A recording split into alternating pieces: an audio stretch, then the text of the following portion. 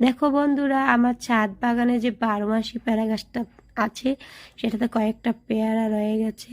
এই পেয়ারাটা ছোট, কিছুদিন পরে নেব।